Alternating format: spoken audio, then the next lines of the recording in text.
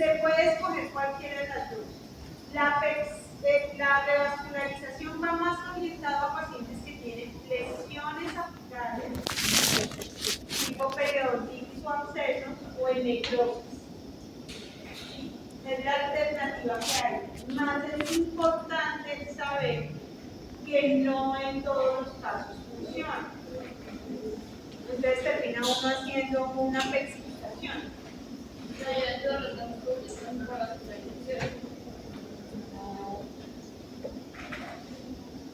No necesariamente, porque la revascularización lo que ayuda es a generar un sangrado con los restos de malas heces. Entonces uno mete la lima y presiona ya el hecho, perfora, ya vemos ese ápice para generar un sangrado, deja un medicamento y luego, que era lo que yo les decía la vez pasada.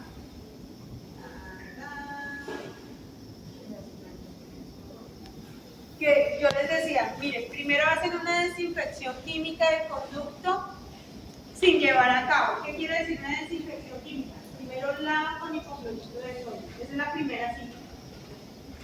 Luego citan al paciente. Hay personas que dejan terapia de hidróxido de calcio puro dentro del conducto y hay otras personas que lo que hacen es solamente lavar, secar y citan otra vez el paciente. Más como para descontaminar ese conducto de esos microorganismos.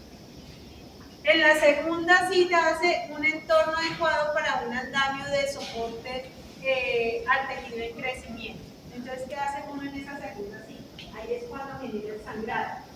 Como si fuera a preparar, pero no está preparando. Hace un sangrado, perfora ese texto apical para que empiecen a subir esas células y hacen una mezcla de una pasta que se llama medicamento triantibiótico. Y ese medicamento triantibiótico se coloca ahí en el fondo. No en el tercio apical, más o menos llega como hasta el tercio medio. Ah, sí, miren que acá está. Entonces hace esto, genera uno el coágulo, deja el medicamento y vuelve y cita al paciente. En esa cita, lo que retira uno es eso que quedó acá, coloca el MTA o coloca biodentina y luego se restaura. Se coloca un ionómero de vidrio y luego se hace la restauración definitiva. Hay casos que funcionan, hay casos que no funcionan. Y el problema de que no llegue a funcionar el tratamiento con la revascularización es que ya uno no puede ingresar por vía ortógrada porque la biodentina y el MTA se endurecen. O sea, no hay manera de retirarlo. Entonces termina uno haciendo cirugía. Entonces por eso les digo, no necesariamente, en esto hay que ser muy cuidadosos. En revascularización es una alternativa fantástica. ¿En qué sentido? En que se manejen casos de necrosis, de periodontitis y de abscesos en pacientes que antes no había alternativa.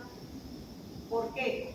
Porque el conducto con la pexificación era llegar uno y meter el hidróxido de calcio, venga a los 3 meses. Y si no ha cerrado esa punta de la raíz, venga nuevamente en 3 meses.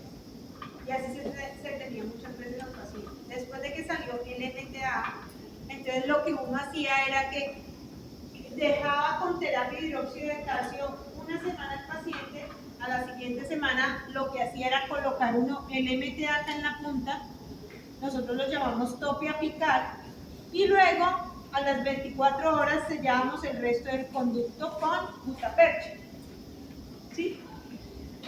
Ahí hicimos una flexificación, llamemos forzada, porque lo que hicimos fue colocar un tope de MTA y ya que el tiempo haga que las células, los restos de malas heces terminen de cerrar por fuera de ese MTA, ese tercio apical. ¿Cuál es el problema de la pexificación? Que la pexificación no ayuda a engrosar estas paredes.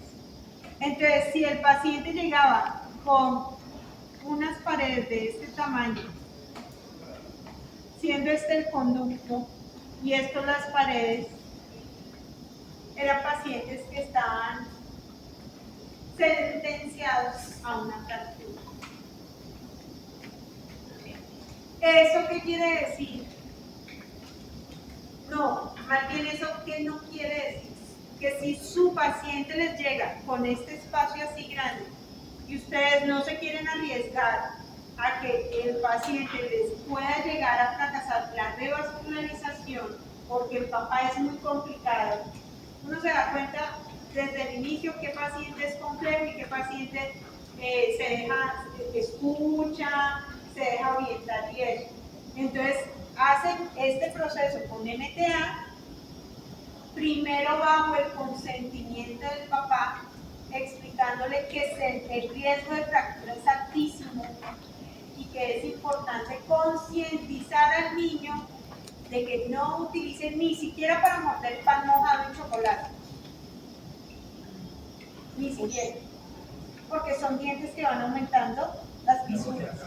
Y el día menos pensado llega con el diente con un absceso, pero ¿por qué? Venga, miramos y terminan dándose cuenta que hay una fractura radicular.